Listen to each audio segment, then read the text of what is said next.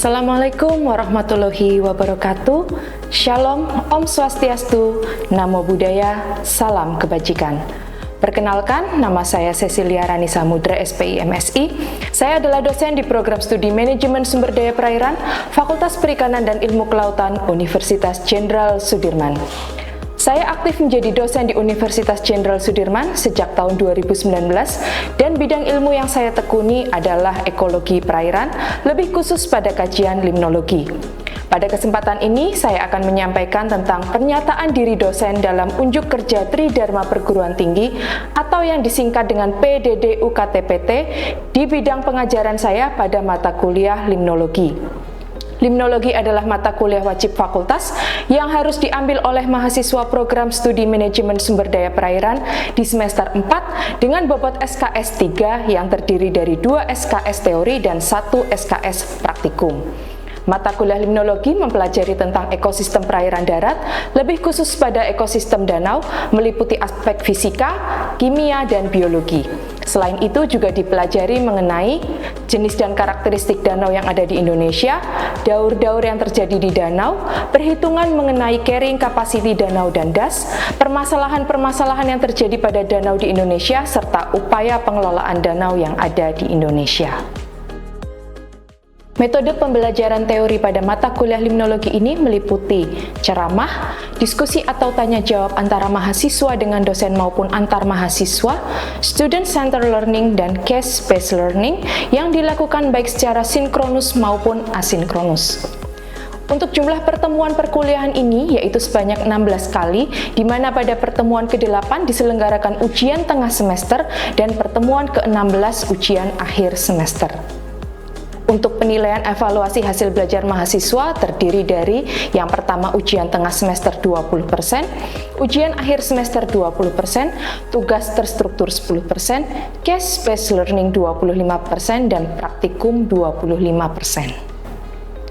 Capaian pembelajaran mata kuliah atau CPMK Limnologi yaitu yang pertama, menunjukkan sikap bertanggung jawab atas pekerjaan di bidang manajemen sumber daya perairan secara mandiri. Kedua, mampu menerapkan pemikiran logis, kritis, sistematis, dan inovatif dalam konteks pengembangan atau implementasi ilmu pengetahuan dan atau teknologi pada perairan darat sesuai dengan bidang manajemen sumber daya perairan. Ketiga, mampu menerapkan pengelolaan sumber daya perairan darat yang berkaitan dengan kelestarian, konservasi, ekosistem air, dan perikanan berkelanjutan. Dan keempat, mampu mengidentifikasi permasalahan pengelolaan sumber daya perairan darat. Mata kuliah limnologi ini memiliki 11 sub CPMK, yaitu 1. Mahasiswa mampu menjelaskan tentang ruang lingkup limnologi meliputi pengertian, sejarah perkembangan, dan hubungan limnologi dengan ilmu lain. Kedua, mahasiswa mampu menjelaskan tentang perbedaan perairan darat dan perairan laut, serta pentingnya mempelajari perairan daratan. Ketiga, mahasiswa mampu menjelaskan tentang aspek fisika perairan darat. Keempat, mahasiswa mampu menjelaskan tentang aspek kimia perairan darat. Kelima, mahasiswa mampu menjelaskan tentang aspek biologi perairan darat. Keenam, mahasiswa mampu menjelaskan tentang jenis dan karakteristik danau di Indonesia. Ketujuh, mahasiswa mampu menjelaskan tentang daur hidrologi dan daur hara di danau. Kedelapan, mahasiswa mampu menjelaskan tentang proses terjadinya sedimentasi di perairan danau. Kesembilan, mahasiswa mampu menghitung carrying capacity danau dan das. Ke-10, mahasiswa mampu mengidentifikasi permasalahan danau di Indonesia. Dan ke-11, mahasiswa mampu menganalisis pengelolaan danau yang tepat. Setelah ini akan saya sajikan video micro teaching pelaksanaan perkuliahan untuk pertemuan ke-13 dengan topik perkuliahan permasalahan danau di Indonesia dan upaya penanggulangannya. Di pertemuan ke-13, perkuliahan limnologi ini akan dibagi ke dalam 3 sesi, yaitu pendahuluan, penyajian, dan penutup. Pada pendahuluan, dosen akan membuka perkuliahan dengan salam pembuka, melakukan review dari perkuliahan di pertemuan sebelumnya, dan menjelaskan capaian materi dari pertemuan yang dilaksanakan pada saat ini. Pada sesi penyajian, dosen akan menyampaikan tentang 1. Pengertian danau prioritas nasional, 2. Kriteria sebuah danau sehingga dikategorikan sebagai danau prioritas, 3. Daftar 15 danau prioritas. 4. Permasalahan danau yang harus diperhatikan dan dicari solusinya. 5. Gerakan penyelamatan danau yang meliputi program super prioritas dan program prioritas atau program penunjang. Dan yang keenam, kondisi dan permasalahan danau berdasarkan studi kasus Danau Rawapening. Pada sesi penutup dilaksanakan diskusi atau tanya jawab berdasarkan materi yang telah disampaikan. Selain itu juga akan disampaikan tugas yang harus dikerjakan oleh mahasiswa. Di akhir perkuliahan dari pertemuan ke-13 ini, diharapkan mahasiswa mampu mengidentifikasi permasalahan dari danau-danau yang masuk ke dalam 15 danau prioritas, serta mampu menganalisis pengelolaan danau yang tepat sesuai dengan permasalahan yang dihadapi. Materi yang disampaikan di dalam perkuliahan limnologi di pertemuan ke-13 selain bersumber dari buku referensi dan artikel ilmiah publikasi, juga bersumber dari hasil penelitian saya sendiri. Oleh karena itu, mari kita saksikan saya dalam membawakan materi perkuliahan limnologi untuk topik permasalahan danau di Indonesia dan upaya penanggulangannya. Oke, selamat sore semuanya. Gimana kabarnya? Baik. Ngantuk? Oke, hari ini pertemuan ke-13 mata kuliah limnologi tentang permasalahan danau di Indonesia dan upaya penanggulangannya. Kalau minggu kemarin kita membahas tentang apa? Carrying capacity, daya tampung beban pencemar dari suatu lingkungan. Nah, ini masih menyambung dari materi minggu lalu. Oke, untuk merefresh lagi, karena ini sudah pertemuan ke-13, saya pengen tanya, danau itu apa? Siapa yang mau jawab? Ini materi awal banget nih. Danau itu apa? Ya, menurut saya danau itu adalah suatu cekungan yang berisi air yang terbuat secara alami. Suatu cekungan yang berisi air yang terbuat secara alami. Oke, terus sekarang pertanyaannya, apa bedanya danau dengan waduk? Ada yang tahu? Proses pembuatan. Proses pembuatannya siapa yang buat? Kalau danau kan secara alami terbentuk, kalau waduk itu buatan gitu. Oke, proses terbentuknya ya. Kalau danau itu alami, kalau waduk itu buatan. Tetapi secara karakteristik kurang lebih sebetulnya hampir sama. Yaitu tadi dari pengertiannya, danau itu adalah suatu cekungan yang berisi air. Hanya proses terbentuknya saja yang berbeda. Kemudian, nah ini sebutkan danau-danau yang ada di Indonesia. 1, danau apa? Danau Toba. Danau Toba. Oke, danau apa lagi? Danau Singkarak, Bu. Danau Singkarak. Danau apa lagi? Poso. Danau apa lagi? Rawapening. Danau apa lagi? Danau Batur. Danau Tempe. Sentani. Ada danau tempe, ada danau tahu nggak? Nggak ada. Oke.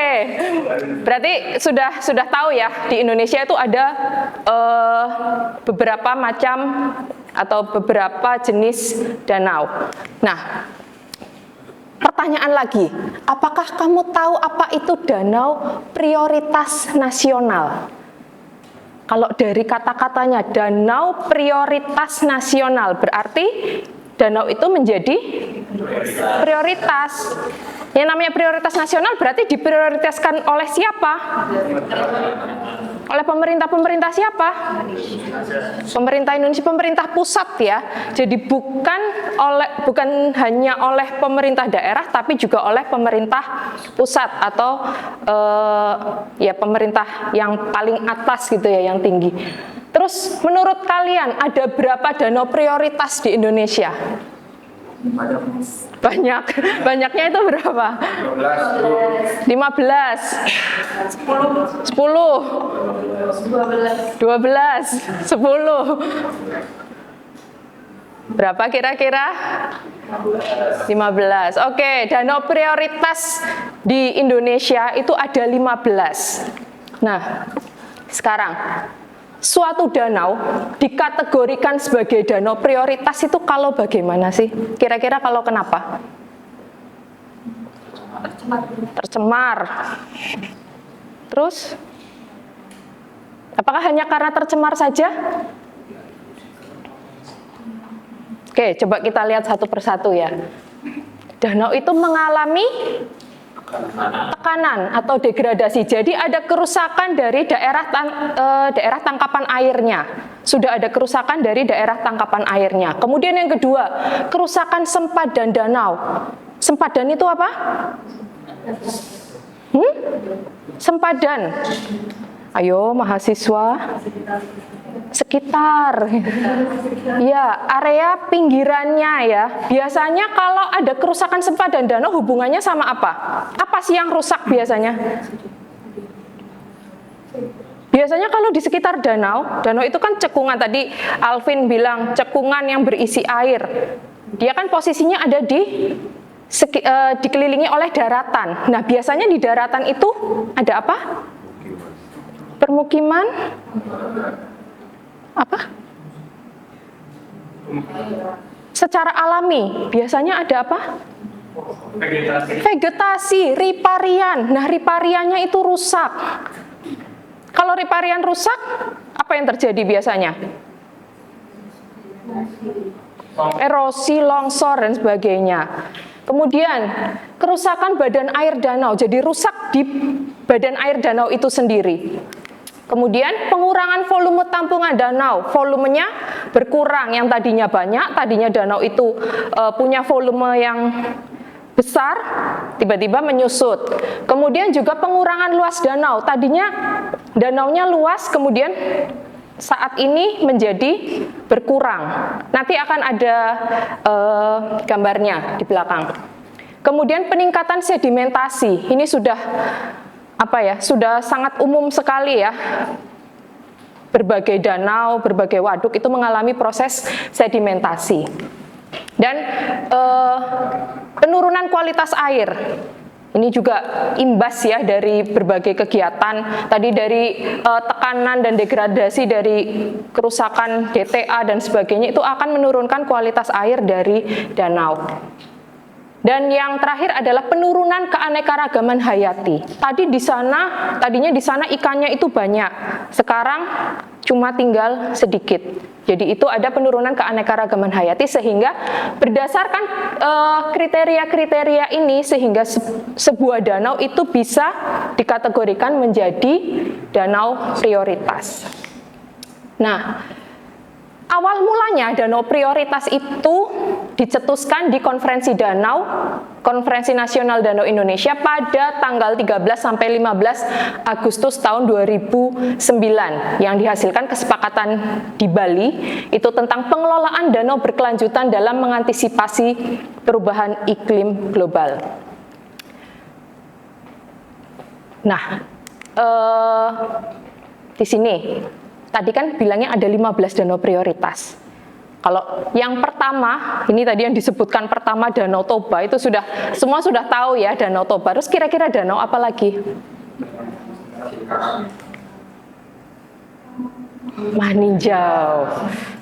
Apakah Singkarak ada? Mari kita lihat nanti. Yang ketiga. Nah, ternyata Danau Singkarak ada. Terus Kerinci, pernah dengar Danau Kerinci? Nah, pernah ke sana? Belum.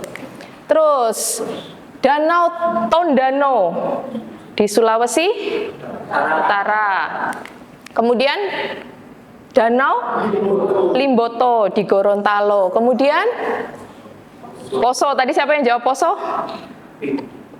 Alvin ya, jawab Poso. Kemudian Danau Tempe, tadi siapa yang jawab Tempe?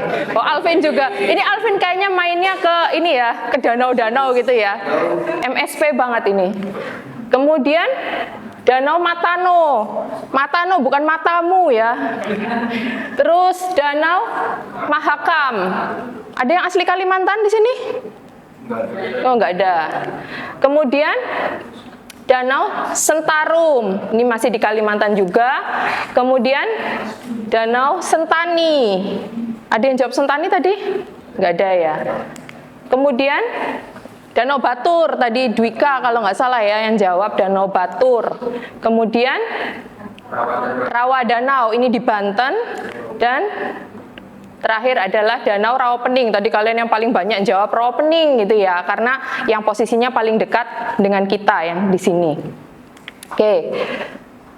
Nah, ini biasanya permasalahan-permasalahan danau yang harus kita perhatikan dan cari solusinya. Yang pertama, perubahan secara fisik pada danau itu sendiri. Biasanya danau yang mengalami degradasi gitu ya, penurunan kualitas air gitu, dia tampak tidak terkontrolnya pertumbuhan gulma air. Di sini kalau kalian lihat, ini apa, ini gambar apa? Eceng gondok. Itu kalau dari jauh saja tampak, eceng gondok itu tampak. Kemudian yang bawah ini kira-kira gambar apa? Apa?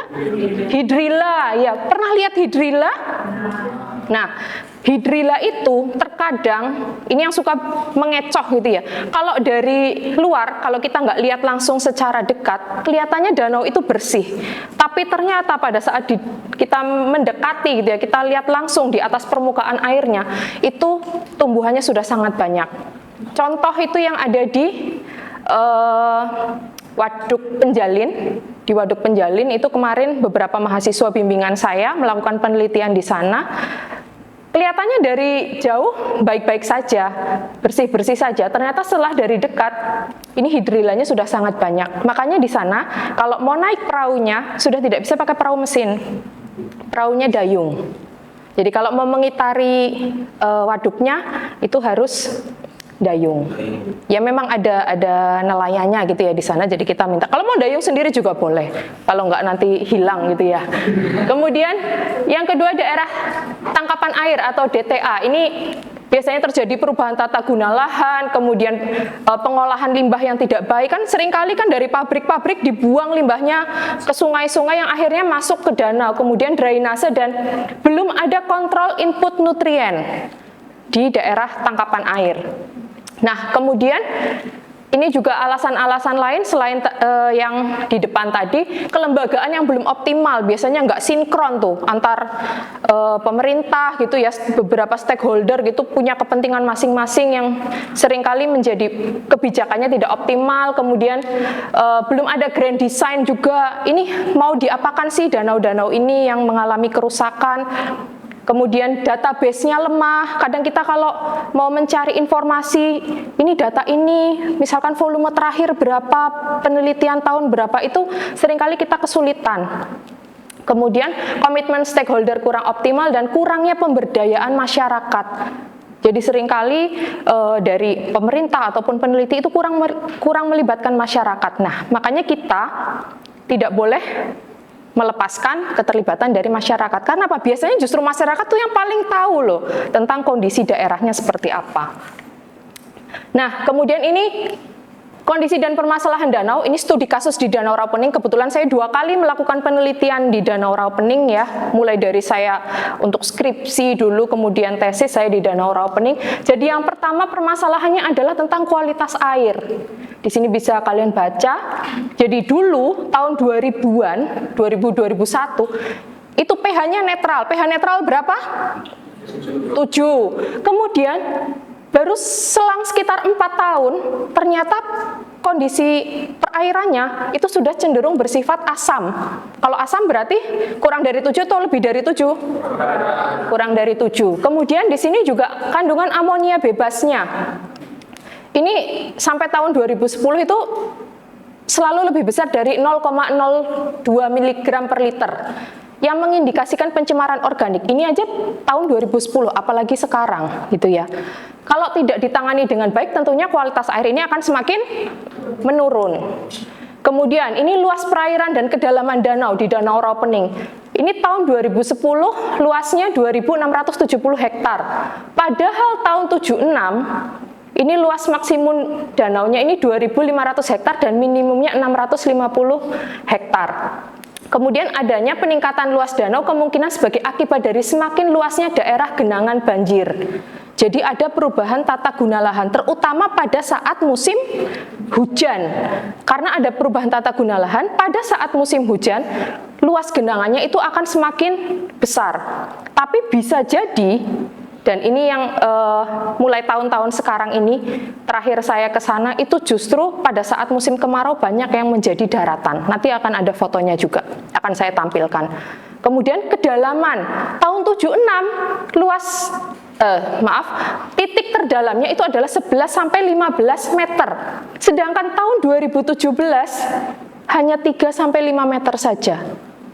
Berarti kalau kira-kira ada pengurangan kedalaman, semakin dangkal, itu apa penyebabnya? Sedimentasi, iya. Berarti sedimentasinya cukup parah di sana. Nah, ini juga bisa menjadi bahan kajian kalau kalian mau melakukan penelitian di sana ya. Berapa sih laju sedimentasi di Danau Rawapening itu bisa. Nah, ini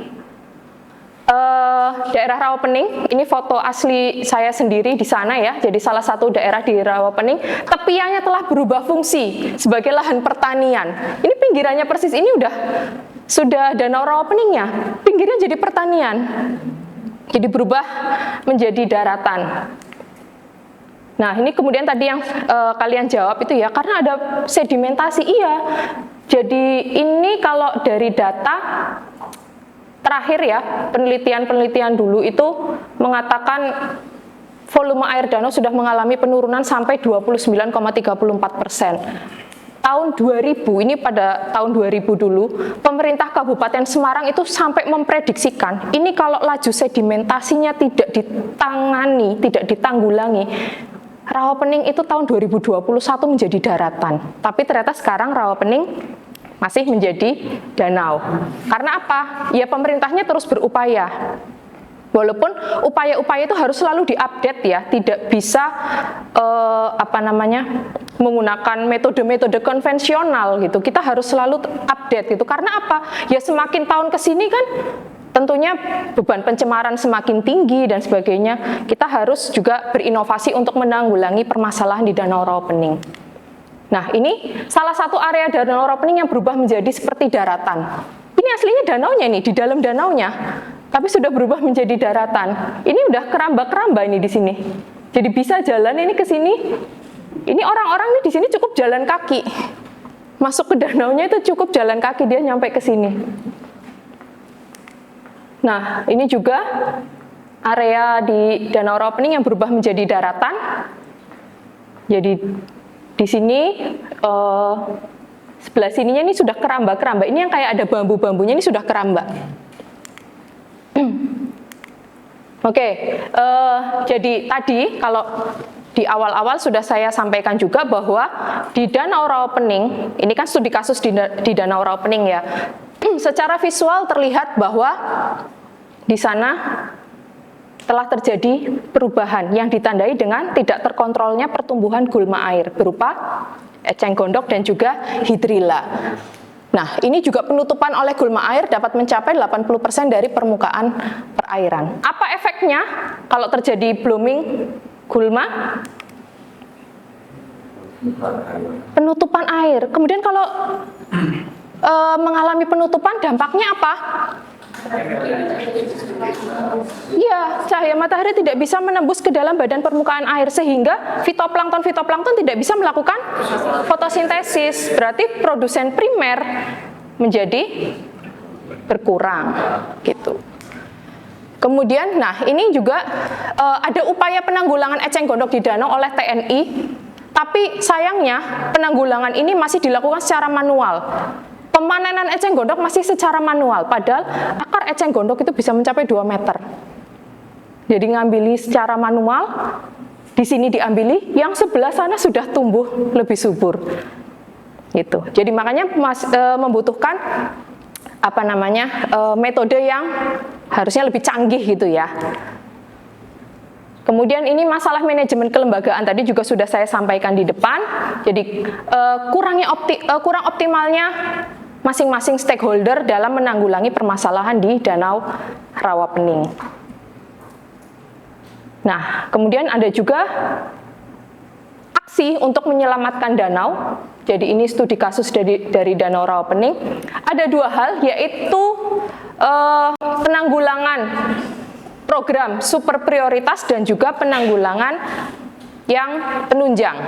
Nah, ini yang super prioritas bisa Anda baca, diantaranya seperti penanggulangan eceng gondok, penanggulangan lahan kritis, erosi banjirnya, penurunan kandungan nutrien perairannya, kajian limnologi danaunya ini juga harus selalu diupdate, implementasi pertanian yang ramah lingkungan supaya tidak terlalu banyak pupuk-pupuk maupun pestisida yang masuk, dan peningkatan keterlibatan dan kepedulian masyarakat untuk konservasi danau itu sendiri. Kemudian ini program prioritasnya, penunjangnya ada 1-11, nanti bisa Anda baca ya. Ini hubungannya biasanya dengan stakeholder-stakeholder. Oke, dari materi yang sudah saya sampaikan, ini ada tugas untuk Anda, silahkan dicatat, dan tugas ini dipresentasikan di minggu depan. Boleh yang dicatat atau biar cepat difoto juga boleh.